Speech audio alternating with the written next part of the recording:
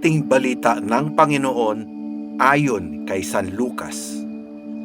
Noong panahong iyon, sinabi ni Jesus sa mga Pariseo, "May isang mayamang nagdaramit ng mamahalin at saganang-sagana sa pagkain araw-araw. At may isa namang pulubing nagngangalang Lazaro, tadtad ng sugat, na nakalupasay sa may pintuan ng mayaman upang mamulot kahit mumong nahuhulog mula sa hapag ng mayaman. At dooy nilalapitan siya ng aso at dinidilaan ng kanyang mga sugat. Namatay ang pulubi at dinala ng mga anghel sa piling ni Abraham. Namatay rin ang mayaman at inilibing. Sa gitna ng kanyang pagdurusa sa Hades, tumingala ang mayaman at kanyang natanaw sa malayo si Abraham, kapiling si Lazaro. At sinabi ng mayaman, "Kung gayon po, Amang Abraham, ipinamamanhik ko sa inyong papuntahin si Lazaro sa bahay ng aking ama, sapagkat ako'y may 5 kapatid na lalaki. Paparoonin nga ninyo siya upang balaan sila at nang hindi sila humantong sa dakong ito ng pagdurusa."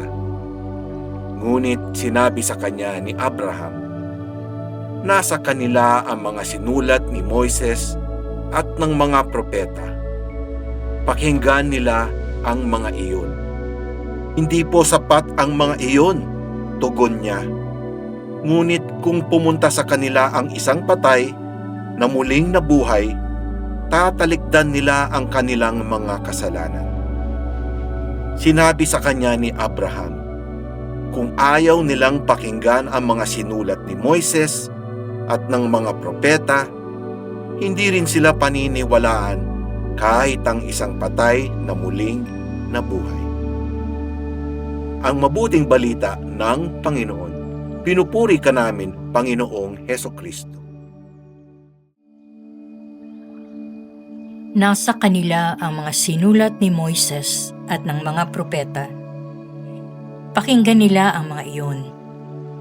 Sa talinghaga, kumakatawan sa Israel ang mayamang walang pakialam sa mga nagdurusa. Impyerno ang kahahantungan nila. Ang ipinagkait nila sa kapwa sa mundong ito, ipagkakait din sa kanila sa kabilang buhay. Ang pagpapala kasing natatamasa ng mga tao sa buhay ay hindi lang sa para kanila.